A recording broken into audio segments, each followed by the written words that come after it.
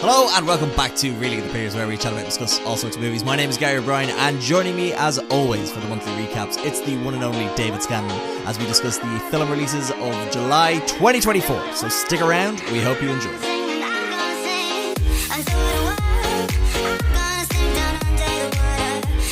Oh my, July, David, as Mundy once said. We're back, it's July movies. July. I retired this time last year and I'm still doing it. You retired? Alright, yeah. You're back. Yeah. Fun month for movies? Yeah. Bit of crack, a bit of buzz. Not a huge amount of prestige films, but no, we didn't have a Barbenheimer. Yeah. But that was a once in a lifetime, I think. Yeah, well, we're having it in November with Glicket. Glicket. Wait, sorry, Gladiator and? Wicked, okay. Wicked, Glicket, okay. We'll see. We'll see how the advertising campaigns build those two against each other. But yeah, because I'm not happy with the Gladiator. A lot of people are angry about the Gladiator. This is a bit of old news, but everyone's unhappy with the Gladiator trailer because it has a rap song in it. I enjoyed it, and I like the rhino, and I like the boats. I like Denzel. And my man. I want to see him whip out a gun. I just think his character, I don't know what, he just seems to, like, he's packing heat. He's a cop in Detroit. A cop, yeah. In Detroit. But on July, a lot of fun movies. Yeah. A great time to be at the cinema. Yeah. Definitely worth the trip to the cinema. Yeah, big time. But we'll get into it. We'll get into it in more detail. If anyone who doesn't know how this works, please let me know.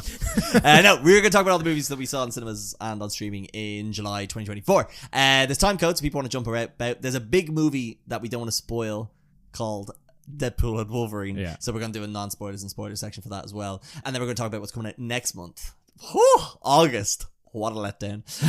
But also be sure to tell us what you saw the other day on the YouTubes and the emails and the Spotify Q&As and whatnot. We want to hear your thoughts.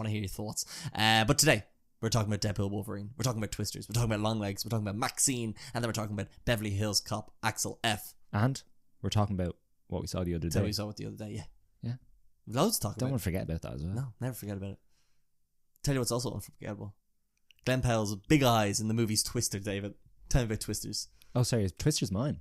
Fuck, Twister's mine. Shit. Right. Oh, no. Oh, no. Twisters. Right. Okay, I'm going to read the plot here. As storm season intensifies, the path of former storm chaser Kate Carter and reckless social media superstar Tyler Owens collide when terrifying phenomenon never seen before are unleashed. The pair and their competing teams find themselves squarely in the paths of multiple storm systems converging over central Oklahoma in the fight of their lives. So, this movie is very, very suspiciously similar to the last Twisters movie called Twister from 1996. So this is basically, like I said, about these people chasing storms, wanting to kill themselves. But the same thing happens where they don't want to kill themselves. They kind of do, David, because what happens is they see a big storm, they want to research it, because in the first movie it was all about trying to understand how the physics of a tornado. But now they want to know. There's two things. They want to scan a tornado, and then they also want to know how to stop a tornado in this one. So what happens in this movie about 50 times is Glenn Powell and Daisy Edgar Jones look at a cloud and they go, I think there's going to be a storm. And she's like, oh, I know there's going to be a storm. Then they go to a storm and they go, fuck, this is dangerous. And then they run away. Yeah. That happens about 5 times in it. Yeah. No, but this is directed by Lee Isaac Chung, who people would know as the director of Minari, an unbelievable character-driven emotional journey, and then he did this with a movie with big wins. No, it's a very fun time. It's very, if you've seen the first one, go back and I don't think you're gonna get much out of this, if I'm perfectly honest. It's a fun time in the cinema. There's big action scenes, there's big wins, there's a love triangle that's really more like a straight line with Anthony Ramos to the side. The acting, look, it's big movie star acting. Daisy Edgar Jones kills it in my opinion. I think she's great. Glenn Powell wears a hat, and Anthony Ramos is a fun time, and there's some other good supporting actors in there. I'm also going to shout out Darren McCormick, DMC, Dublin Zone. For me, it just was it's a mindless fun trip to the cinema, but it's nothing more than that, I felt. Vanilla ice cream, Gary. It's vanilla ice cream. Okay. Very nice when you eat it, and then you think about it, you're like, why didn't I just get the chocolate? Why didn't I just get the strawberry? Why didn't I just get the pistachio? No, I agree with you there. Like it's when you're in it and it's, you know, things are happening, it's fun and it's easy to enjoy. Just so little depth to it. There's nothing you come out and go, oh, I like the thought provoking, you know, narrative they tried to. Yeah, you wanted this to be about climate change. Well, no, it doesn't need to be, you know, it doesn't need to hit you over the head with it, but like it could have been one or two lines that like, oh, you know, tornado destroys town A. You know, this is obviously something that's, you know, it's becoming more and more prevalent in Oklahoma, and we're seeing that because of, you know, climate change, stuff like that. Yeah. And because they're all scientists. Everyone in this movie seems to be a scientist or have a PhD or a master's or whatever. So it would have been nice if, you know, Hollywood decided to actually implement something into their, you know, big Hollywood blockbusters that actually said something about the planet. But, you know. But we got a movie with big wins. Yeah, exactly. I do agree with you. I'm delighted to see Daisy Edgar-Jones kind of get her big break in a Hollywood blockbuster. She's been really putting a nice CV together. Her character is kind of, what would you say? Like she kind of has a little bit of depth at the start, and there's a little bit more going on with her character in terms of like PTSD, but that seems to go away like almost immediately. As soon as you see those big eyes of Glenn Powell. Yeah. His white t-shirt and cowboy hat. Glenn Powell, I thought you literally played the same character he did in Top Gun Maverick. And I feel like the character he should have been playing was like a what are those guys called? Logan Paul type, and mixed with like a weird kind of nerdy YouTuber. This movie would have been 50 times better if I Show Speed was in this. But then the other thing for me, and the biggest issue I have with this movie is it's a disaster movie, but like the characters are never in any danger.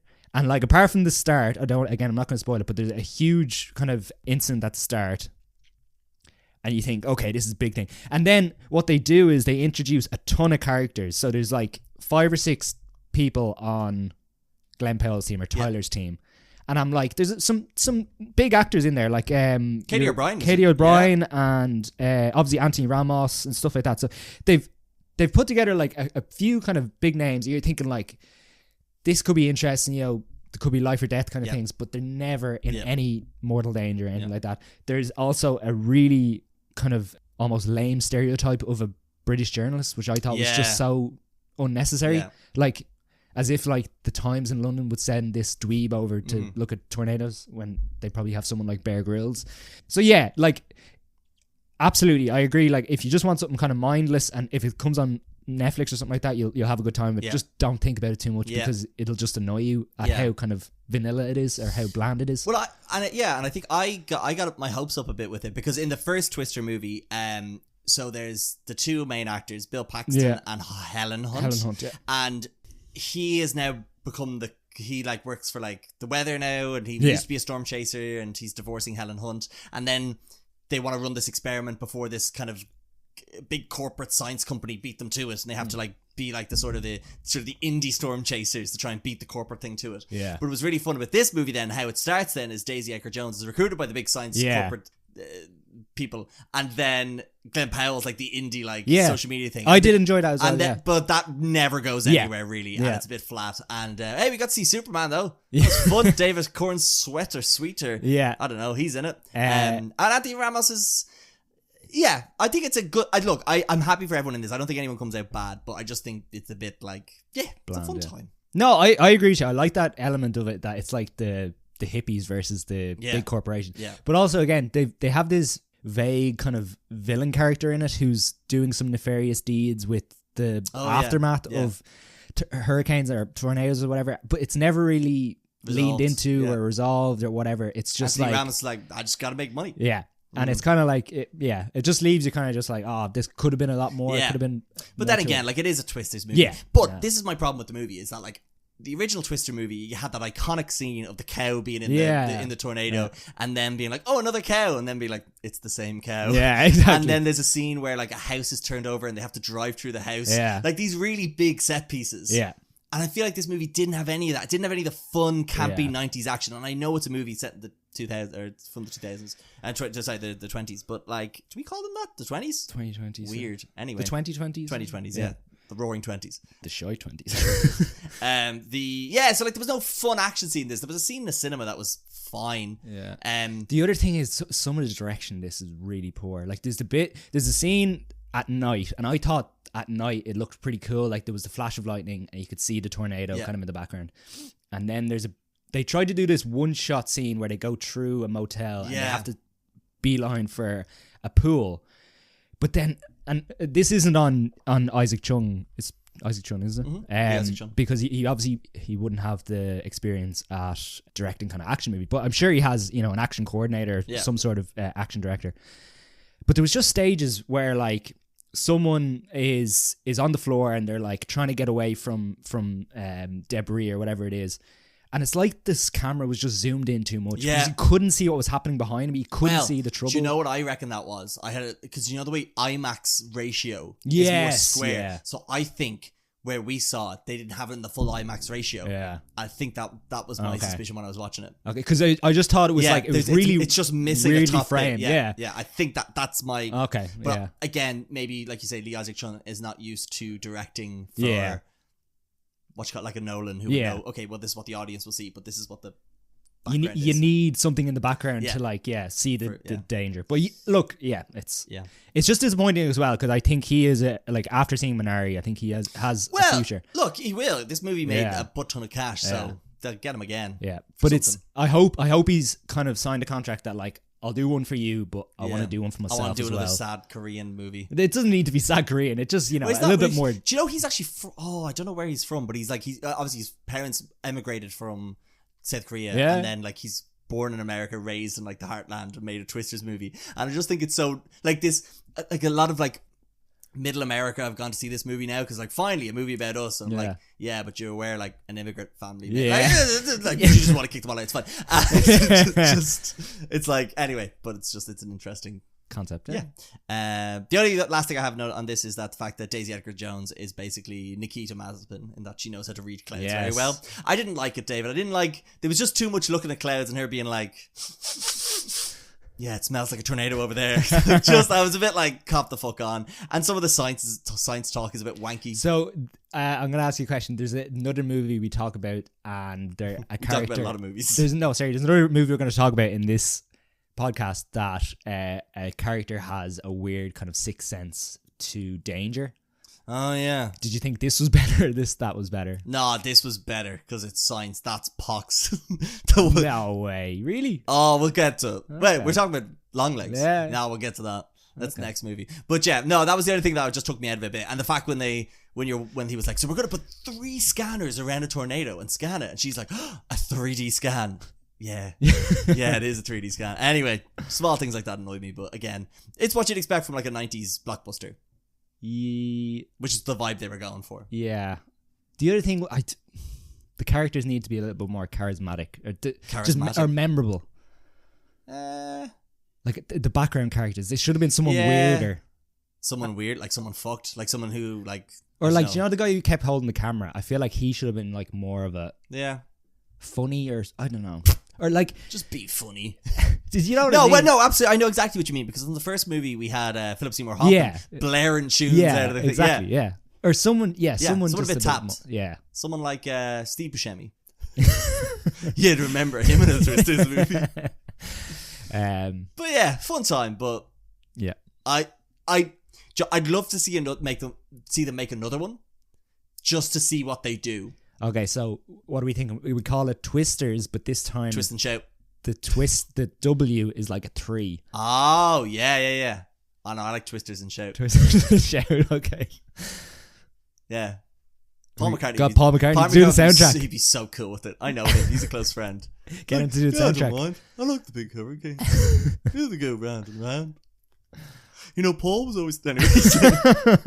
Sorry. Okay, shall we move on, David? Yeah. To Longlegs. Longlegs. In pursuit of a serial killer, an FBI agent uncovers a series of occult clues that she must solve to end his terrifying killing spree. So this is a movie directed by Osgood Perkins. So this is the son of... the guy Anthony Perkins who plays Norman Bates. I was going to say Andy Perkins. Anthony Perkins, who played Norman Bates, but he's known as something else to more people. Psycho. No, he's the nerdy guy in Legally Blonde. Osgood Perkins. Yeah. Oh, sorry. Okay, sorry. Yeah. I thought you meant Anthony Perkins. No, Anthony Perkins. He's also in Murder on the Orient Express and like 3 more Psycho movies. Oh, fair play to him. Anyway, but this kid's in Legally Blonde. I was like, do you know he's the kid from Legally Blonde? I'm like, I don't care. That's Norman Bates' son. How weird is that? Anyway. So we have Micah Monroe plays Agent Lee Harker, who is, would we say she's kind of Tapped. No, I was gonna say she's like she's new to the FBI world or the maybe field work. Yeah. And we find out that she has this sort of sixth sense for Danger. noticing where nefarious individuals might be. So she teams up with Blair Underwood's Agent Carter, who puts her on the case of Longlegs, who is a serial killer that is killed across a number of different years, and he kills very specifically, kills families based on the daughter of the family having a birthday on the 14th, but he kills within 5 days of that birthday. Yeah. And she's kind of tasked with figuring out when he's going to kill again, where he's going to kill again, how he does it, because the FBI so far can't understand how someone is getting into the house and killing the whole family. I hate this movie. The more you talked about it, the more I was like, that sounds like it'd be good, but it's not. Okay, so explain to me. No, you guys, this is your one to talk. Okay. First things first. The atmosphere and the tone. Did you enjoy that? Initially. Did you like the look of the film? Yes. Okay, so it's just a story. I'll let you talk a bit, but what happens is it sets up a really interesting premise. Okay. And there's a lot of tension, a lot of spooks. And there's a point in the movie where I just flip and I'm like, oh, all of this is for nothing other than atmosphere rather than any sort of interesting plot or any stakes. Well, there is stakes. What's the stakes? We know there's a character in the movie that has a birthday on the 14th. I don't care at that point. That happens at the start of the movie. Yeah, but you know it's gonna... I don't know. I just checked out so much. I just didn't care. It's because like it was really involved in the mystery, and then there's a point where it's like, that mystery, don't worry about it, there's actually another thing. But mystery is that they don't know how Longlegs is killing the families. Yeah, I know, but we find that out. Yeah, but it's very unsatisfying what that like is. I'll agree with you. The final twist was unsatisfying. I didn't like that. Yeah. But everything up to that point, because I was thinking in my head, it's one thing, it's going to be something kind of weird, scientific, maybe something like that, but it turned out to be something different. Yeah. But, I honestly, I really enjoyed the atmosphere, the tone. More about it because people at home might not know. The way the film is shot is brilliant because there's scenes with characters, and the way the shots are framed is you can see everything kind of happening in the background, and almost opposite to what I was saying in Twisters, it's framed so well that it just builds in tension because there's like, oh, there's an open door over there. There's a window, a big window in behind this character. So, and I can understand maybe if you're not on board, that shtick can get a little bit boring. But for me personally, I was ratcheting up. I was like, this is really great tension. This is really great building an atmosphere. I thought all the characters were great. Micah Monroe plays a really good character, I think, because she's plays this almost socially awkward, kind of bordering on autistic kind of character, and initially you don't understand why it is, but by the end they kind of explain to you why that might be and why she has certain abilities. Blair Underwood I thought was good again. I wouldn't have known much about his work previously, but he plays that really kind of hard-nosed but sweet kind of team leader, if that's the best word. And then do we want to talk about Nick Cage? Is that, yeah, because I know you probably didn't like his performance, but personally, someone made a great point. I was listening to reviews, and it's like the difference between a comedic performance and a kind of scary or like horror performance is mainly just the atmosphere built in the room or the soundtrack or anything like that. And a movie that you watched recently enough, Mrs. Doubtfire. I mean, that was yourself. No, but that was famously cut together as a horror trailer. Yeah. And I mean, that's what I feel with this performance from Nick Cage, because he's doing all the same shtick he would if he was in something like Face Off, or he was in I'm trying to think, like National Treasure. He's done a number of different Air Force. No, he's Con Air. Sorry, so he's doing all the same shtick, But because the atmosphere is built in a different way and you have a different kind of soundtrack in behind her, different music kind of building the atmosphere, I just thought, just brilliant way of doing it. No. I can see where you're coming from, but it just didn't work for me. Yeah. There's a scene of him singing in the car going, Mama! Da-da! No, I think I got up and went to the jacks. I was like, I need a break from this. Couldn't hack it. Scene of him. But I mean, there's only 1 or 2 scenes with him in it. Yeah, I just feel like that's also what kind of took me out of it. Like, it just felt like he was just being so weird to the point where I was laughing at it rather than like finding it scary. Do you know what I mean? I think I needed someone like I don't know, who's spooky? Who's a spooky? But like, imagine Ed Harris. He's a spooky dude. Someone like Ed Harris. I don't know. Ed Harris. I don't know. Not Ed Harris. Yeah, Ed Harris. Yeah, from Love Lies Bleeding. Okay, and what you want him to do? I don't know, being a spooky family killer. I don't know. I just feel like Nick Cage was hamming it up, and even the scene where he goes into that convenience store and is going cuckoo, weird. Yeah. So odd. Didn't like it. Didn't spook me. I was just like, shut up. Again, just didn't work for me. I completely agree. The atmosphere, the tension, the framing, as you say, the editing, very good.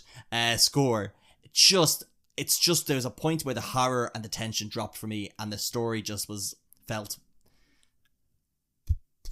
what's the word? It felt a bit aimless, and I didn't really know how to stick the landing. And then the Nick Cage performance, I couldn't get back into it, because I think the first like 20 minutes. Oh, like even the opening scene, the opening scene, the aspect ratio change, all that sort of stuff. I was like, whoa. But also, it's not that scary as well. Yeah, I will agree with you there. I think it's poorly advertised. Yeah. It should be more advertised as a kind of FBI manhunt kind of movie rather than a horror film. Because I do agree with you there. It's not kind of horror. It's more tension thriller kind of thing. No, but look, I can totally agree. I can see how someone wouldn't. Yeah. Enjoy it, but personally I'm excited to see what this guy does next, because even if he was to do something with a bigger budget, maybe something even in the same realm, I'd love to watch. Yeah, and even to sound like an absolute Hollywood sellout, I'd love to see him with like an established IP, like something like I don't know, not Scream. What'd be good? Like, I don't know, maybe like a Halloween reboot. No, we've done that. What's something we haven't fucked up yet? James Bond. Oi, none of that now. What's a good like horror movie thing that's died? Predator movie. Why not? Predator. Okay. Nick Cage's Predator. Prey 2. Prey 2. Electric Boogaloo. Eat, love, pray. Oh yeah. Eat, pray, love. Eat, pray, love. That's good. Like that. Shh. Save that one. Pitch that to Paramount. Right. Okay. So sorry. Actually, would you recommend this to everyone? Would you be that's a good thing. Would you be like go in and make up your own mind? Go in. Yeah, definitely, 100%. Because I know a lot of people who loved it. So power to you. Be hard to watch at home. Yeah, I think you need a dark room. Yeah, no phones. You need to like bed into the atmosphere. Yeah. I think it's a hard at home watch. Yeah, can't pause it. I know that's the same with most movies, but there's some movies like Beverly Hills Cop Axel. You can pause that. And, you go back to it. You go back to it the next day. And, this is an atmosphere movie. It's a bit like Late Night with the Devil. Yeah, in the sense like you have to sit in and watch it from start to finish. Yeah, it's an experience kind of thing. Yeah, but not for me. But hey, glad people are getting their kicks out there, huh? Yeah. Getting their legs. Spooks and scares. Also, why is he called Longlegs? It's so great. I think John or Lily, someone said, it's like I paid to see a movie with a man with long legs, and you've given me one with average sized legs. Yeah, it would have been nice to see him run around kind of funnily. With, like a Wes Anderson character. Yeah. Anyway, right, we're going to move into a segment called Tell You What I Saw the Other Day, David. Oh, no. I booked the trend a while ago with doing a series, Baby Reindeer, and I'm going to continue again because I am running out of shit to watch on streaming. I watched a documentary.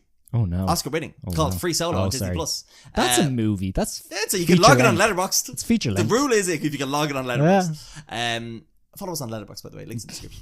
Yeah, it's a really interesting story about a man whose name I forget, and he pulls off the largest free solo climb in history, and up this big fucking thing in Yellowstone Park. Yeah.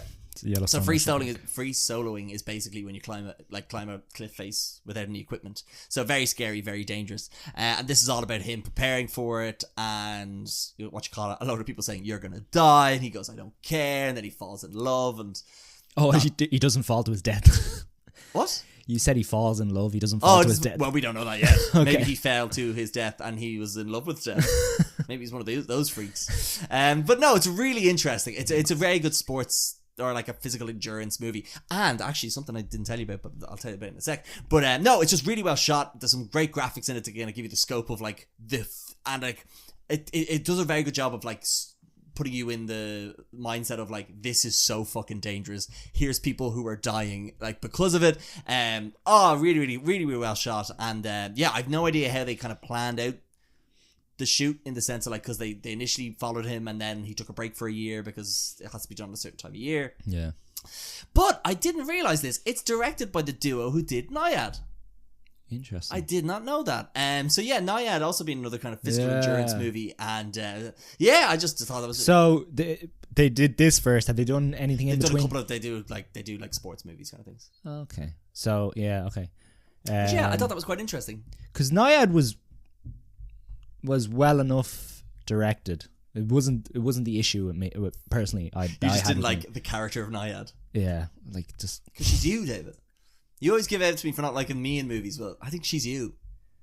We'll get back to that. Go on. No, I don't see anything else on their letterbox, which is the only source of truth. No, they've done a lot of documentaries. Okay. But they do have a movie called Eruption coming out. Interesting to see them kind of move into the feature film kind of genre rather than moving away from documentaries. But that's interesting, yeah. Yeah. So no, definitely, it's if you don't like heights, fucking stay away from this. Yeah. And yeah, the tension's very good. It's a worth a watch. I think it's like an hour 40 as well, maybe. Okay. Unfortunately, I don't have a huge amount to. Give me one or two. No, I've got one or two, but I mean, yeah. Anyway. The first one I'm going to say is, it was the longest movie on my watch list, Once Upon a Time in America. I think I did that before. What on the podcast, but it's fine, we'll do it again. Oh, you did it before? Man, we got to remind people. It's a long movie, it deserves being talked about twice. Well, Gary, I've got three options for you, and I know one of them is leaving the streaming service, so I can't do it. Tell me about Once Upon a Time in America. Look, what I would say to people is, if you like gangster movies... If you like rotting your eyeballs, so looking at a TV for 4 hours. Yeah, if you like... No, it's very well made. I will say the runtime is probably unnecessary. They probably need to cut about half an hour out of that. Mm-hmm. But what I will say is the ending is very good. Mm-hmm. Even if I did get a little bit lost in it in the middle. Because it jumps back and forth. Yeah. The kid acting is great. Yeah, very kid good acting kid is acting. Great. They're serving whiskey from a radiator. I think, yeah, actually that was good. Yeah. I think this is the first time I've seen James Woods in a live action film. I thought he was great as well, very menacing. De Niro's decent. I think I've seen so much De Niro now that I'm kind of just like, yeah, you kind of doing the same shtick all the time. But and then incredible to see Sergio Leone, isn't it? Yep. Someone go like obviously one of those few Western directors, spaghetti westerns. Yeah, he's the guy who did The Good, the Bad, and the Ugly. Moving into a kind of different genre. Last movie he did, keeping the same kind of quality. Oh shit! So his first movie was The Colossus of Rhodes in 1961, and then he did The Fistful of Dollars, blah blah blah. Then Once Upon a Time in the West. Then he did a movie called Duck, You Sucker in 1981, and then took 13 years off. And released this. Okay, that's incredible. Yeah, it probably took him 13 years to do all film the this. Editing, yeah. I was telling you before. There's an interesting thing about like the editing was such a mess that when it went out originally, it was unwatchable. Yeah, and it didn't get nominated for anything because it was appalling. And then they actually did a proper edit of it, and then they were like, "Oh, I think it was when it was released in America first. It was a flop because it was badly edited, and then they released it abroad, and it was for the European audiences probably and whatever, and everyone loved it. And the Americans were like, what the fuck do they like in this? But one of the funniest things in it is that Ennio Morricone, who's a famous composer, the score in this is excellent. Incredible, yeah. But he didn't get nominated for an Oscar because when they were cutting the credits and stuff like that, they forgot his name. Yeah. So no, that's a very good movie. It is very good. Very movie. long though. It's on Disney Plus if people do want to watch Free it. Solo's on Disney Plus as well. Yeah. I have one here called Arrival on Netflix. Arrival? Yeah. Like the movie Arrival? Yeah, movie Arrival. Did you watch it? No, but Lily didn't. Oh, Lily. Oh, sorry. Is that her first time watching it? No, it's one of the top 4 movies. Oh, yeah, it's a good movie. Yeah, it's very Excellent, good. Right? It is one of your top 4, yeah. I got confused. So I was like, oh, David loves that. And she says, so do I. I'm like, oops. But, what you call it? Yeah, Arrival, man. If anyone hasn't seen it. Speaking about a good soundtrack. Oh. Incredible. Directed by Denis Villeneuve. what you call it? What's his face? Jeremy Renner, Amy Adams, Forrest Whitaker. Yeah, cracking movie. Don't. I'm not even gonna say what it's about. Just go watch it. Just go watch it. Epic. Yeah. Just bed in and concentrate. Get into it. Yeah. Dig your heels in. Yeah. Where's that on? That's on Disney Plus. That's on Netflix. Netflix. Okay. These are the streaming services. Well worth to watch. I got another one in from Daniel. Not our famous friend Daniel, friend of the podcast. And that's number 2 on Amazon. Yeah, it did quite well. It's incredible. Yeah, I love it. Everyone I talked to, they were like, those reconstruction scenes. But like, it made it onto Joe.ie. Yeah. But we had it first. We had it first, yeah. We had the scoop. We had the scoops. A couple of scoops. Daniel, not that one, suggested The Impossible on Netflix as well. The Impossible. Yeah. Is this Little Tom Holland? Little Tom. Oh, it's a big little tornado. Not tornado. Wave. Tsunami? That's weird. Cold blimey. Oh man, what a movie. Is that Mark Forster as well? Forster, yeah. Fucking love that guy. Yeah. He's so good. He just rips your fucking heart out every time you watch a movie. He's a German-Swiss director. He's also famous for... Did he do The Impossible? Have I made that up? No, he did, yeah. Did he? Okay. I don't see it. Anyway, yeah, it's based on a true story of this tsunami in somewhere. Indonesia, maybe? Yeah, about this family and they all get separated. Or Thailand, and have to come back together again. Based on true story, but like, I think it's like a Spanish family. But then they cast Ewan McGregor and Naomi Watts. And I think they did come out, they were like, yeah, we know, like, we wanted big stars to, be casting it, because then people needed Obi-Wan Kenobi. Hello there. That's what he says to the big tsunami. Oh, hello there. And then Tom Holland's like, oh, blimey. Anyway, this is unhinged. But no, really good. I really loved it. I just thought it was a great disaster movie with some fantastic performances in it. I think Naomi Watts might have been nominated for an Oscar for it. Yeah, really, really good. Bit sad, but great. It's been on my watch list for a while. Very I haven't got good. around to it. I have another one as well. Keep going. Go on, yeah. Keep going. This was on 4OD. Oh, hey. Yeah, that's one we haven't talked about. It's worth a look. Midsommar. Oh, yeah. That's fucked. That's a bit of a fucked. So that's who's our good friend Ari Aster, isn't it? Yeah. Yeah, it's all about Florence Pugh goes to Sweden and has a bad time. Yeah. Like it's not a great place. It's not it's too bright. It's too bright. Yeah, fucked. I will say that's a good eerie atmosphere movie with a fucked plot with great performances, unbelievable. I thought you didn't like Midsommar. It's good. Oh yeah, I don't, but I can appreciate all those aspects of it. Because I do. What I love about Midsommar is most horror movies use darkness as a fear, as an element of fear or horror, whereas this uses brightness. Yeah, it's like you don't see the cloud or you don't see the sun. Yeah, and it's just everything's way too bright, and it's bright all the time because it's middle of it's midsummer. Yeah, midsummer. So there's no darkness, which I just thought was fantastic. But then the weird cult thing was also fucked. they got another Irish boy in that. Did bad things to him. What's up with the Irish boys having a bad time? I know, yeah. With two movies completely separate years. Also kind of about mental health, but I'm not really sure what it was about. Fuck. It's Ari Aster being weird, but man. Like, who knows? And I have one more if you want. Yeah, the only other thing I have here is The Favourite. You don't like that, though. Yeah, we're not talking about that. But I'll go back to Disney Plus. Mrs. Doubtfire, man. What a movie. Cut together like our movie. Oh, man. Watch it again. Without fail. Just probably my favourite movie of all time. I love that movie so much. It's got Pierce Brosnan and Robin Williams in it, and a U2 poster, and some banging tunes. What a movie, man. Little Matilda. If anyone's not seen it, I will watch it with you. Actually, maybe that's a threat. But I will pay for the VHS. Bring it to your house to watch. It's on Disney Plus. It's on Disney Plus, man. It's got everything. It's got action. It's got. there was a drive-by fruiting, David. Fruiting, yeah. It's what you call it. It's got unbelievable heart and humor. Chris Columbus. Yeah. Unbelievable directing, soundtrack, the vibe. I wanted to go see The House when we went to San Fran. You were like, it's too far away. I've never forgiven you. You can go back to San Fran if you want. I don't. Oh, it's a kip. But no, I'm telling you, my number one suggestion of the month: go watch Miss Doubtfire if you've not seen it. There you go. Yeah. Call your dad. Give him a hug. Give him a hug. And maybe ask him why he's dressing up as a woman. It's okay now, Gary. Yeah. It's 2024. Oh man, I'm still working on my Mrs. Doubtfire sequel script. Oh, okay, nice. What have you come up with a title? What did I say? Oh, Mrs. Doubtfire 2, Electric Boogaloo. Electric Boogaloo. Okay. Yeah, it's gonna be great.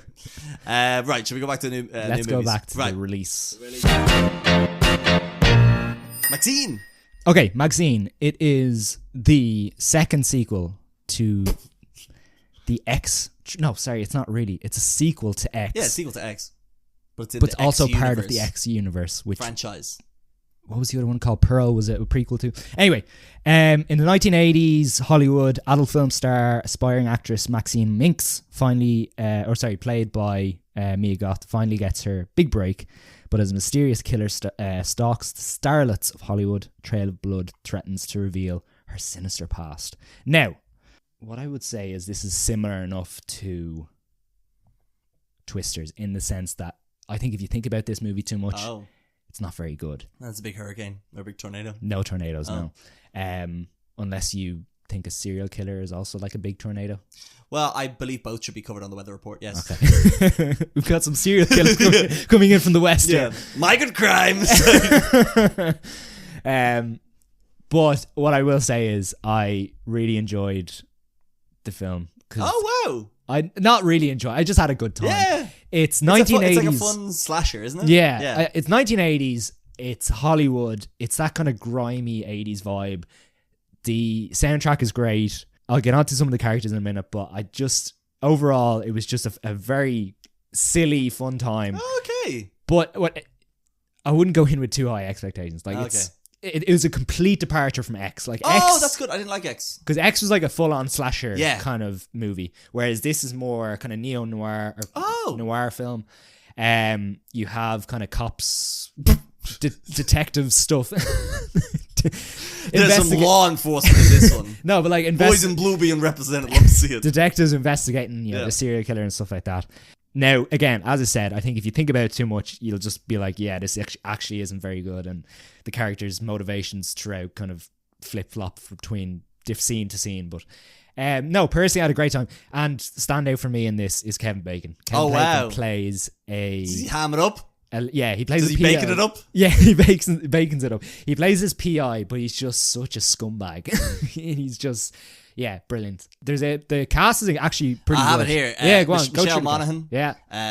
We've got Elizabeth Debicki. Yeah. Moses Sumney. She does her best British film director. Christopher Nolan impression. Oh, does she? Yeah. Oh man, I'm actually quite excited to see this thing. I didn't. Oh man, just lower your expectations. Bobby Cannavale. He plays a cop as well. Halsey. Yeah. Halsey. She's kind of just in it for the name. Phil Collins Jr. Lily Collins. Lily Collins, yeah. Giancarlo Esposito. Yep. He plays a good character as well. He's just very... looks class, man. Yeah. I didn't check it out. I kind of wish I did now. Yeah, it's not a must-see in the cinemas. Yeah. But I definitely think this is something you could put on at Halloween if you had a group of friends around. Just like... Yeah. It's a bit silly and there's some cool kind of scenes of just like people getting slashed to bits and stuff.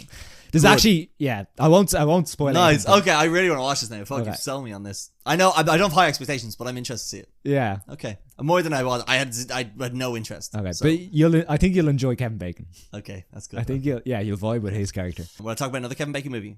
Yeah, sure. Beverly Hills Cop Axel F. Yeah, cool. 40 years after his unforgettable first case in Beverly Hills, Detroit cop Axel Foley returns to do what he does best: solve crimes and cause chaos. So, anyone who's familiar with this franchise, he's from Detroit. He comes to Beverly Hills and he's just doing his old Detroit things, and they're all uppity, being like, "That's not how we do it here." But he doesn't care because he's a maverick. No, he's Axel F. He's Axel F. No Crazy Frog song in this. Big miss. Crazy Frog. Yeah, the crazy song. You know the Axel F song. No. Crazy Frog? No. Okay. You have to sing it to me. No, I don't. $20. No, so what's great about this movie? What's bad about this movie? It's a Netflix movie. It's a Netflix legacy sequel. You kind of know the quality you're going to get with this. But, my God, great to see Eddie Murphy back doing what he does best. He's a bit older, but what I actually kind of like about this movie is it addresses that all the characters are older and can't do what they used to. And I think that's quite nice when you compare something like The Force Awakens, where Han Solo's like, I can do all my stunts. What's this big door doing dropping on my leg? So he's very dynamic. His comedy is so quick. It's great to see. It's a bit more... I had more fun watching him in this than I did in any clips I saw for Coming to America 2. We're back again or whatever. Yeah. He's still great in Black My Name is Dolomite. Still unbelievable in that. But that's... Anyway, different. But this is different. But he's having a very fun time. It's got some great people in it. It's like Joseph Gordon-Levitt. What's he doing in this? But I'm glad he's back on a big movie in a way. Yeah. He brings a nice element, a nice sort of dynamic energy, I guess, to the movie, because obviously Eddie Murphy's old. So Eddie Murphy's playing off Joseph Gordon. Kind of, yeah. Well, see, it's very so he's a cop, but he's also might have slept with his daughter, so there's a fun dynamic there. Nice. And his daughter's basically, so his daughter is basically investigating something she shouldn't be, because she works as like a lawyer or something. And and then Eddie Murphy has heard that his pals are in trouble, so he's gone to help them. It's got Judge Reinhold in it. He's not in it enough, and then a load of other old farts who are too old to in it. But it's also got Kevin Bacon in it playing he's playing a bad dude. It's very obvious he's a bad guy in it. But it's fine. It's totally serviceable, but it's just really fun. It's a lot of nostalgia bait. The jokes about being old, are well. But I think it just feels very sanitized from the sort of the 80s Beverly Hills Cop we would have got originally. Do you know what I mean? But again, it was just fun to see Eddie Murphy. So I wouldn't say by any means go watch it, but if you liked the originals... You like the first two, the third one's crap. But if you like the first ones and you wanted to just a fun movie to stick on Netflix, it's a great scene in the helicopter. Highly recommend the helicopter scene. And Eddie Murphy's really funny in it. Yeah. Has high hopes for Shrek 5 now, because I kind of thought he kind of phoned it in. Any interview I see him in now, he's just so like done with it. Yeah. Also, he's so rich, man. Like he's just so removed from society. It's really weird to see. Yeah. Anyway, that's Beverly Hills Cop. Axel. So we've got another movie for what I saw the other day. Well, it's on a streaming service, like. Yeah, there you go. Yeah. Right, should we talk about the one everyone's here to see, David? Yeah. Fly Me to the Moon. Is this my one? No. Deadpool Wolverine, yeah, it is. Also, quick note on Fly Me to the Moon. We didn't go see it. We were away. But Lily went to go on behalf of Reading the Beers, and she has a full review up on Letterboxd. Go check it out. She had a great time. Said it was fine. A fun rom-com. Although she didn't like the science, I think. That bothered her. Okay. Interesting. And yeah, she had thoughts on the charisma and characters of ScarJo and Channing Tatum. Okay. Interesting. Anywho, a listless Wade Deadpool Wilson, and Wolverine. A listless Wade Wilson tolls away in civilian life with his days as the morally flexible mercenary Deadpool behind him. But when his homeworld faces an existential crisis, Wade must reluctantly suit up again with an even more reluctant Wolverine. Now, Gary, don't know about you. I know what you're doing. But this one just hit a little bit too close to home for me. Why? Why is this? So, I don't know about you, but something about the characters, One of the characters, you've got an annoying, quippy, jokey character who just won't shut the fuck up. Yeah. And then on the other side, you've got someone who's jaded, angry, bitter. Yeah. Just really doesn't want to be there. I don't know about you, it felt too real to me. And you've got those claws, David. Exactly. No, this is the end of the trilogy, end of the Deadpool trilogy. They're gonna make more. We could make more. This is the first end of the trilogy. Yeah. This is the third movie in the franchise of Deadpool. It's like you just learned how to speak English. I'm so sorry. This is the third end, last of the trilogy, but it's the first of the new trilogy, but last of the third. Let me start that again. This is the third entry in the Deadpool trilogy. The third Deadpool movie, man. Yeah. Okay. Go. Deadpool trilogy. But the first in the Deadpool with a Wolverine. But it's also the first of the Disney Deadpool movies, I suppose. Yes. And it's the first R-rated Disney or MCU movie. Yes.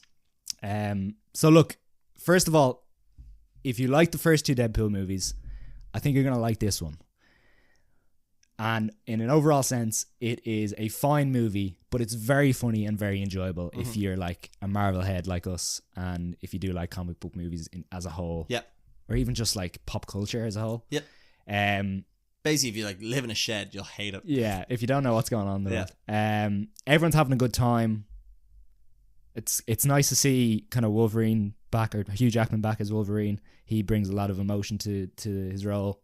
But overall, I think if you're again similar enough to Twisters, I think if you were to concentrate too much, if you were to actually analyze this movie as a film, probably could tear it apart pretty easily. Yeah, I think it's very meta. Yeah, and I think with that comes a lack of substance in what it's actually about, because you're too busy trying to parody real life in a way. But that's the thing. I think if you're done with that shtick, yes. Oh, yeah. So again, I completely agree. I think this was so much fun. I had a great time with it. I don't think it's particularly well made in some regards. Yeah.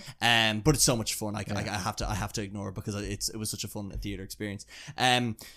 But also, yeah, I think if you don't like the Deadpool shtick, you're not gonna like this. Yeah. And it's gonna get really annoying. I had a great time with it, but I could so see someone else not liking it. I went to a weird screening of it. Disney were very nice to invite me to the premiere, and it was full of people who I don't think knew what was happening. So I think They didn't know there was a movie on screen. No, the person I was sitting beside when Wolverine came up, she was like, "Who's that?" Very bad. The name on the movie. Yeah, it's like it's Wolverine. She goes, "What's that?" Yeah. Soundtrack is great. Oh, banging. There's some opening scene is great. Yeah, like look, it's and I think the biggest surprise of this movie is it's a very sweet love letter to the Fox universe. Yeah. So when Disney acquired Fox, they got all these Marvel characters, and the idea being they're probably going to recast them and make new movies. Most of the characters have already been recast. Yeah. So so this is the last chance to kind of say goodbye, I guess, in a way. Yeah. So Deadpool kind of. It's very meta.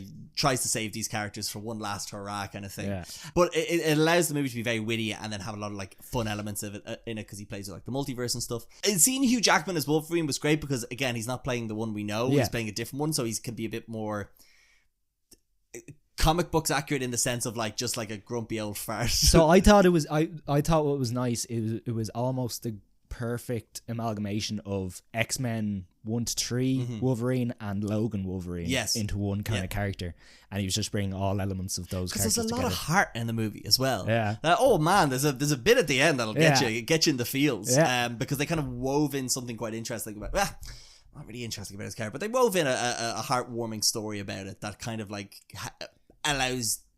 Because again, you've only met this Wolverine for the first time. Yeah. So they kind of bed something in so that by the end of it, you kind of care about what happens. Yeah. And then the Deadpool character, I didn't really appreciate his motivation for what he did Yeah. because it just felt very like, okay, so like I feel like every Deadpool movie, because again, when they made the first one, like, we're never making another one of these. Yeah. And then I feel like the second one and this one kind of start with, well, something's happened Yeah. and now he's got to do this again, Yeah. even though it doesn't really feel earned. Yeah. I don't want to spoil it, but I feel that again, it's that kind of character motivation thing changes from scene to scene, and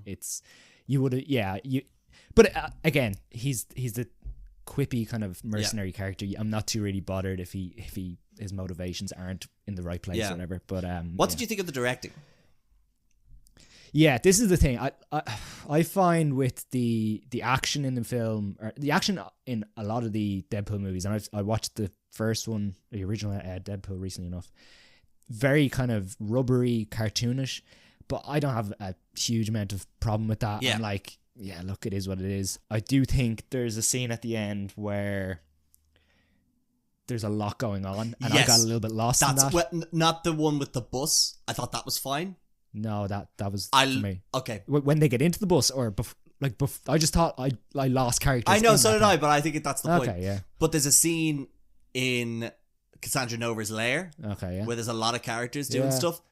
I just felt it was so messy. Yeah, I suppose. I didn't know what, like, I was just like, again, similar to what we were talking about with Twisters, I'm like, zoom out a bit. Yeah, that's okay. Felt that's like fair. it was very, like, two in the battle. Yeah. But that's what you get when you get this cheaper by the dozen director, David. Yeah. But as I said, I do think the movie has a lot of heart. It's heart's in the right place. It's trying to, and it's, look, at the end of the day, I think it's trying to satisfy people in the sense that like it's just a fun comic book movie. But objectively, if you're to compare this to other movies that are in the cinema now, I feel like it could be ripped apart pretty easily. Yeah. Like, but again, and it's not what it's supposed to be. It's not going for the Oscar. No. But like, also as well, like it uses, like you spoke about the R rating as well. Like it uses that well. So yeah, I didn't really enjoy the blood in this. Like it felt very boys-esque. Didn't it? The blood seemed weird. Some of the effects seemed weird. Very boys-esque, and I feel like that's fine for TV or streaming, but it just screen. on the big screen it just. But but I liked the jokes at Marvel and Disney's expense, and like actors and celebrities. Yeah. I like all that sort of stuff is always very like, and it's always worked with the Deadpool movies because obviously you can't see his mouth, so they can change anything in post. So that was good, and if you told me this was a Fox movie, I believe you. If you told me it was a Disney movie, I'd be like, oh wow, because I don't feel like there's too much of a change. It seems a bit more cleaner, but other than that, I don't think it's like too different. More clean, as in Oh, just visually. I don't know. Sorry. Yeah. I just feel like the first two feel a bit more grittier. Yeah. Whereas this, it doesn't feel like Disney had too much of a say in like, oh, you can't say that, you can't do this. Yeah, that's true. Yeah, that probably was my biggest fear going into the movie, that this would be overly sanitized. Because not like the suit was brighter. It was a big yellow suit. I thought it was going to be, but I'm very intrigued to see what the conversations between Kevin Feige and Ryan Reynolds were on this. Yeah. See, there was 5 script writers. Yeah. Didn't like that. That worried me initially. I was like, woof. I was a little bit worried about that. And again, I mean, you could literally have one writer there who's just there for jokes or just there. And we don't know. Again, I don't know. I know. Because I'd love to know who wrote the story. Well, like, I know the two original... Magic 8 Ball. I know the 2 original guys from Deadpool 1 were there. Reese and Warnick or something like that. So they were there. But again, anytime I see more than 2 or 3 kind of script writers or screenplay writers, I'm like, it's going to be sketchy. But I would expect there was probably someone there just for jokes. Again, Ryan Reynolds probably put his name on it because he put a butt joke in. Right, we get into spoilers. Yeah, because I wanted to get. Well, this is the section where it's a bit nitty gritty. We don't usually get into big details about the movie. It's more. This is more. But there's so much going on in this that we need to kind of. We won't talk too long. Yeah, we say we'll just the cameos, David. We'll talk about the cameos first. So this movie has a lot of surprises. Again, please skip this if you don't want any spoilers. But this movie has so many great reveals and cameos that I just think make the experience fantastic. I think actually the first one I'll talk about is the montage of Deadpool looking for Wolverine. Yeah. And they recreate that scene where he's sitting up at the bench and then he stands up. Yeah. And he's 5'3". Yeah. I love it. And he's got like the tightest black V-neck shirt on. Love that. Comic book accurate. We got like Old Man Logan, like the Cowboy Logan. Yeah. We got the Age of Apocalypse Logan with the big spiky hair. Yeah. When he jumps down, you got the one of him being crucified. Don't know what that's about. We got Henry Cavill. You liked this. You were a big fan of Henry Cavill. Silly. Wolverine. Like I feel like they needed to throw in something a bit weird, something a bit off. Was Henry Cavill always pitched as being the Wolverine? Did he like audition for? Did he like audition online for it? Do you know what? I think what that was Ryan Reynolds was like, how could we make a joke at DC's expense? We'll get Henry Cavill in to play Henry a Wolverine. Cavill is making bank by just doing little cameos in movies. Yeah. So I think it was just that again. It's a 30-second scene. Yeah. And I would imagine for most of the audience they probably didn't even recognize him, but like my audience didn't. Yeah. So, and then like the joke is so like just snappy that you're just like, oh yeah, DC, of course. Yeah. So again, stuff like that doesn't bother me, especially it's a montage and they're doing silly stuff with the Wolverine character. It's fine. I would have liked seeing a Wolverine Hulk fight though. Yeah. Just a bit. Yeah. Just a bit, but it's fine. Or their Wolverines were there. I probably could have got a list, but I can't remember. Nah, it's fine. It would have been interesting to see them appear later on in the movie. Well, they kind of say it in the movie that Cassandra Nova's like, oh, I don't get many Wolverines down here. So what's the next big reveal? He's talking to Happy Hogan. Yeah, that was a bit silly. And then I like the scene where he's like, Mr. Stark doesn't do these type of the Deadpool's like cameos. Well, he's back in a big way now. Yeah, exactly. This is only released yesterday. Well, this was at the weekend. Yeah, that it was revealed Robert Downey Jr. is going to be Doctor Doom. So, just kind of an aside to the movie, do you think he's actually going to be Doctor Doom, or is he going to be like a... Oh no, you have to have him as Doctor Doom now. Okay. Like you can't bait and switch like that. No, okay. I reckon what's probably going to happen is, because I think, like, in my head, I'm thinking, like, imagine if they reveal, okay, so they reveal to the Avengers, Doctor Doom is Robert Downey Jr. or Tony Stark. He looks like Tony Stark. And they're all a bit shook or whatever. But then the real Doctor Doom or something like that is just using him as a puppet. I don't know, but... Nah, it has to be Doctor... Because they announced him as Victor Von Doom. Okay. And then it reminded me how silly that name is. Yeah, exactly, yeah.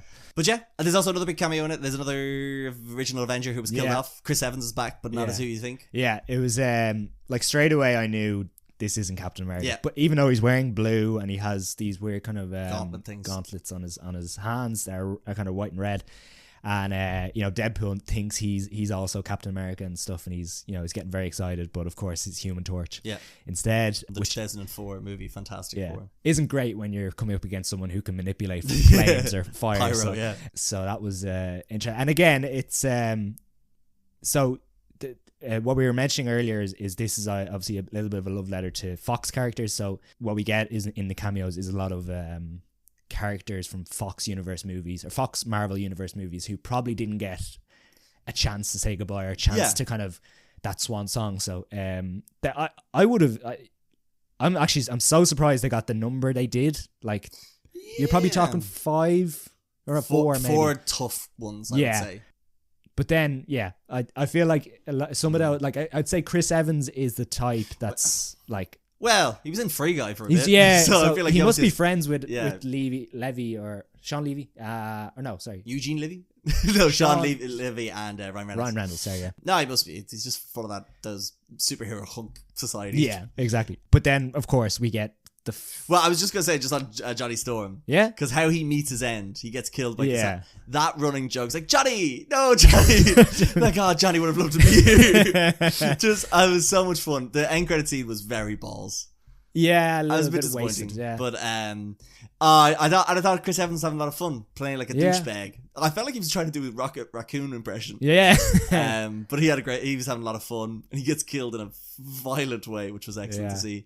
And then, the next cameo then. No, go on. I wanted you to kind of go through those. Oh yeah, so we get some. So Deadpool and Wolverine then team up to try and get into Cassandra Nova's lair. There's also like a load of like B-C tier characters who Cassandra Nova's working with, like Toad and Pyro and Lady who Deathstrike. you would have seen background characters from the X-Men and stuff. Yeah. But she teams up. So we go into the, like, it's initially panned down and it's like Scarlet Witch like mural on the ceiling, and I was like, ooh. Yeah. And then we see Elektra, and I immediately think to myself, John Hackett is losing his mind when he sees this.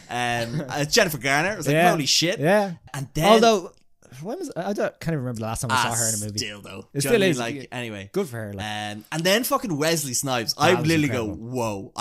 I said, whoa, David. I whoaed out loud. I couldn't believe they got Wesley Snipes for this. Yeah. As Blade. Yeah. Looking fucking, like, give it to Blade. Yeah. Give it to him till the end of the season, David. He He looks great. The action's still unbelievable. Yeah. Let him be Blade. I know Mahershala Ali would be good, but Wesley Snipes fucking kicking ass. Yeah. And then we get the best one of all. Well, okay, actually I'll skip this one and then move on to the next one. That was my favourite. Yeah, and then we have your one from Logan playing X-23. Daphne She's Keane. fine. I liked her character being in it, being part of that the Wolverine story, and the action's still great. Like, her character's interesting, but she never really popped the same way. I don't think she fit this type of movie. Yeah. Because I just don't think. It's great to have her in it, but I just feel she's like not silly enough. Not silly enough, but just her power set and action isn't big enough. Yeah. Because she's wearing just normal clothes as well. She doesn't really have a costume. Yeah. Anyway, and then the best thing of all, they have Channing Tatum as Gambit doing the most silliest Louisiana accent. Or what's the word? What's it called again? Something. I don't know. There's a name for the accent. I forget it. For the Louisiana accent. Oh, I don't know. Anyway. Oh, it's like that French style thing. Yeah, isn't it? Yeah, sorry. I know what you're talking about. Forget the name. Yeah. Oh, he's unbelievable. Yeah. So, like, he was, for people don't know, he was meant to play Gambit. He was announced at Comic-Con to play Gambit. They never made the Gambit movie. But he said he was working on the accent. He had it all down. And I don't think this was the accent he had, but he's like, how can I make this as silly as possible? He's there flipping the cards, full comic accurate. And I will say, made a great what's the word? Proof that a Gambit movie could work, because he looked class. Yeah. Some of the action scenes, like, he was the best action person in that. And again, I feel like in that world, that power set was probably the most interesting out of the four characters that they 4 cameo characters that they brought in. But yeah, just it's so funny. And then just the fact that, like, he has some lines in the movie that, like, no one's supposed to understand, but Deadpool is, like, just playing with it, like, oh yeah, of course, yeah. I agree. Yeah. So those cameo, and then obviously there was the big reveal of the Wolverine mask as well. Yeah. Just like, you knew it was coming, but, like, just to see it on screen, it was everything I wanted. My question for that was, we have one kind of main shirtless scene of Hugh Jackman. No, not him. Yeah, that's what I was going to say. Don't think it's him. Is there a chance? It probably isn't. But, like, look, that man has done enough time in the gym. And there's many jokes in the movie being like, you're going to be doing this till you're 90. Yeah, exactly. And I could see that happening. Yeah, there's some other people in it. There's no cameos, but, like, as you'd expect, all the usual Deadpool folk. You got, what's her face? Emma Corrin as Cassandra Nova, David. I thought she was spooky and weird, but never really went anywhere. Really loved her power set, but her motivations for me were just so bit bland. All over the place. Like, what are you doing? Yeah, I like when the character was introduced first, I'm like, oh, this is kind of interesting, but then it just kind of boils down to like MCU character or MCU villain character, which I feel like this movie could have made a joke of, you know, that you have the generic kind of didn't last a movie like died. Yeah, exactly. But really like that power set, that kind of weird thing she does with her hand is very, very Loved cool. it. And I'll tell you who played great with that, Matthew McFadden as Mr. Paradox. Yeah. Basically like a rogue TVA agent who wants to destroy these dying universes and basically playing a Hollywood exec. The corporate exec who basically is like, this is making money, we're going to reboot it. Yeah. So that was fun. Very meta, and it probably wasn't clear in a lot of the metaphors it was trying to tell, so it came across as sloppy dialogue or sloppy motivations, but I kind of like, I didn't want a big story. I just wanted a lot of fun. And I think this is what delivers that. Yeah, no, my criticism would come from the fact that the story is a little bit sloppy in the sense that they probably had one or two scenes kind of set out. You know, we're going to have this kind of scene and we're going to have a little bit of fun or a little bit of action, whatever. It's just the interlinking of the scenes was just a little bit off. Like for example, they meet Johnny Storm, they get attacked and trapped, and they're brought to Cassandra Nova's lair. And the whole way there, you know, they're being told you're never going to get out of here. There's only two ways out. You have to work for it. You're going to die. You're going to get eaten. And then there's a bit of a scrap, bit of a fight, and then they just get out. Yeah. Because they have to get on to the next scene. Yeah. It was just stuff like that. Yeah. And I'm like, that's fine. It's a comic book movie. You know, they just trying to move on to the next joke. But it's the type of thing I would criticize in, say, Twisters. Or it's the type of thing I would criticize in, another franchise. Yeah. So I have to be, objective about it. But stuff like that. Yeah. Is just, but like, I think when some of the scenes are so strong in terms of action at points and comedy, I kind of don't care. Yeah, exactly. Like, the fight scene in the car. Again, Love that's that. Great scene, but what's the point of it? It's just a lot it's of just fun. the fun, yeah. Because that was the most. That was where I was like, this is me and David, because I could just see, like, the two of us be like, we've had enough of each other. Oh, of course. Sorry, the one thing I forgot to mention: the first fight between Deadpool and Wolverine. We start hearing bells. If a guitar comes in here and I'm in it. AC/DC's Hell Bells plays. Go watch Ali McCoy reacting to AC/DC in the stadium. It's unbelievable. Can't it be AC/DC? If a guitar comes in here in a minute, it's unbelievable. It is. It's a good set list here. It's Hell's Bells. AC/DC. Oh, Into a bit of that. Can't it be a bit AC/DC, man?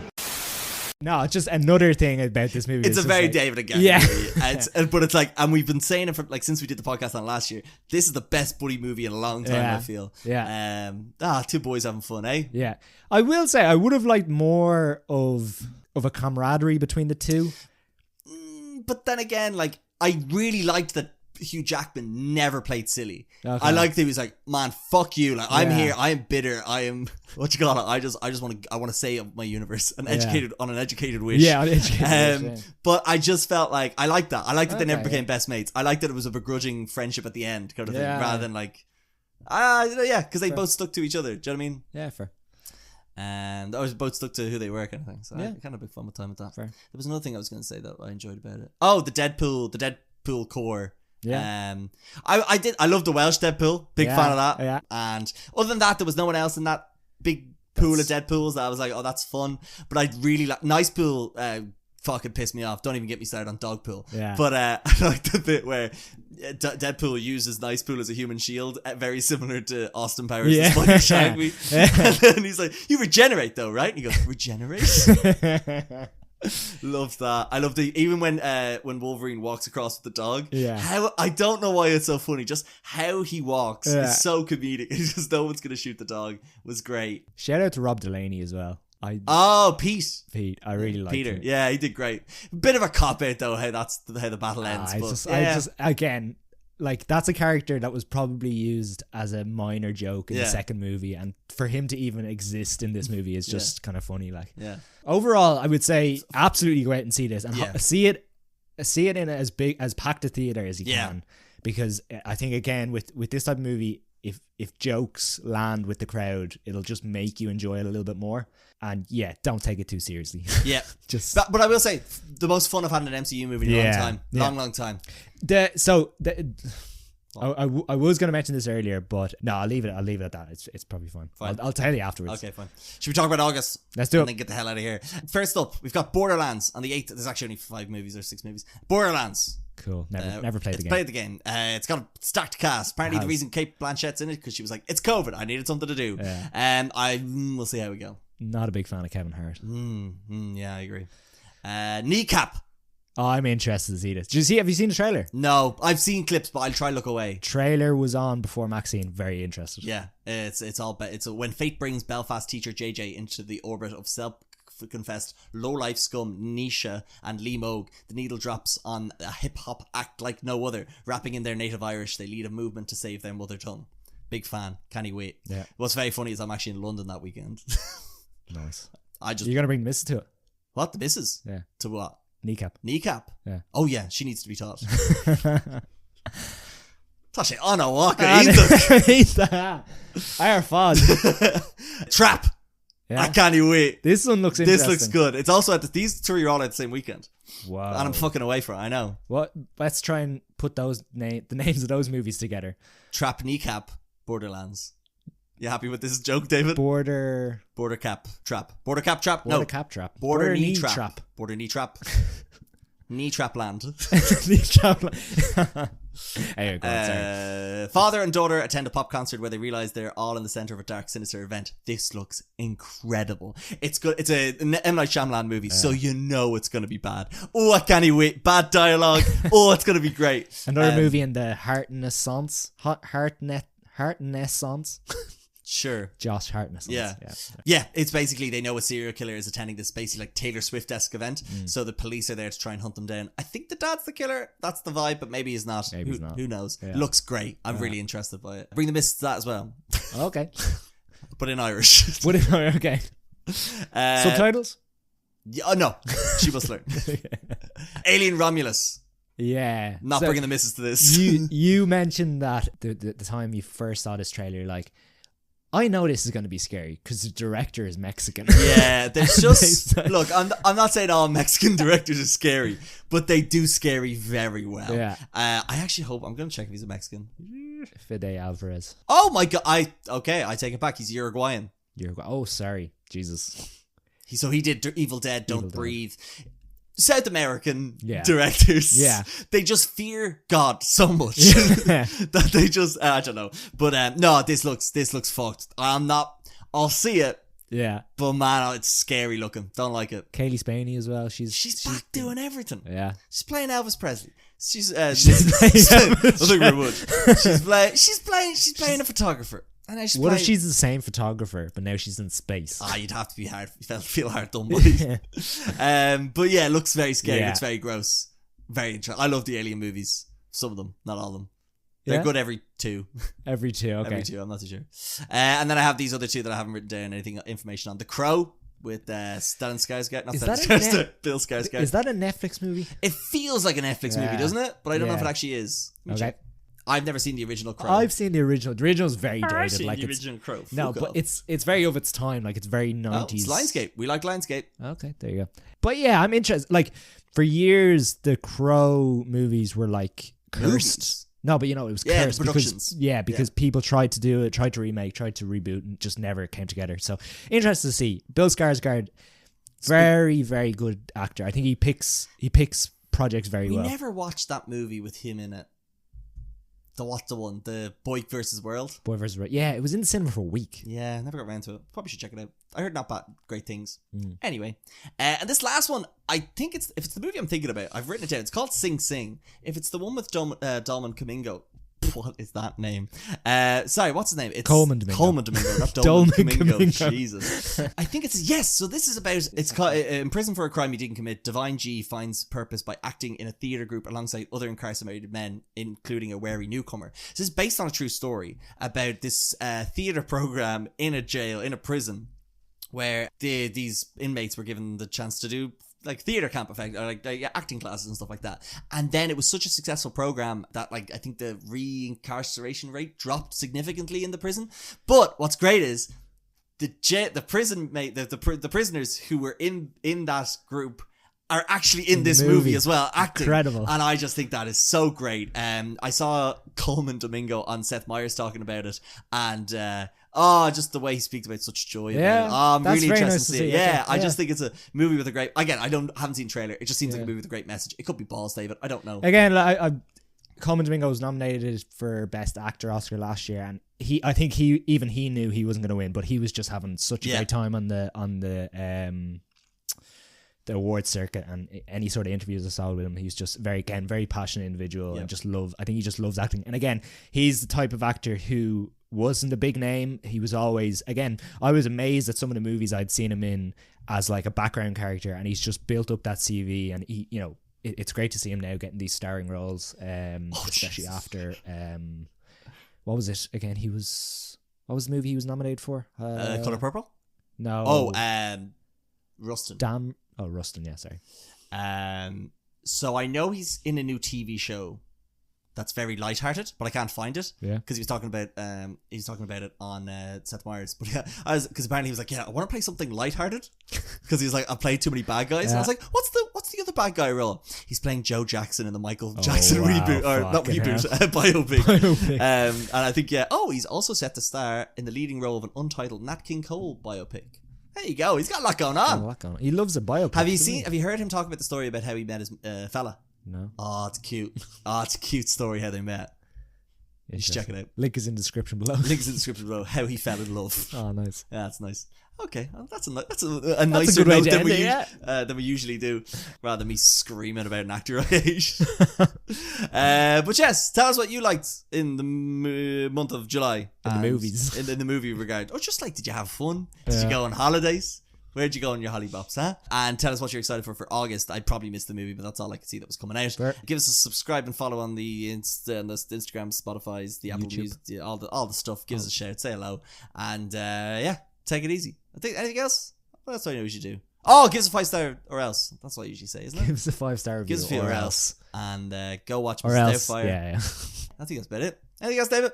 You should make that your ending kind of line. Just give us 5 stars or else. No. You should just end every podcast with go watch Mrs. Doubtfire. Yeah. Thanks for listening and go watch Mrs. Doubtfire.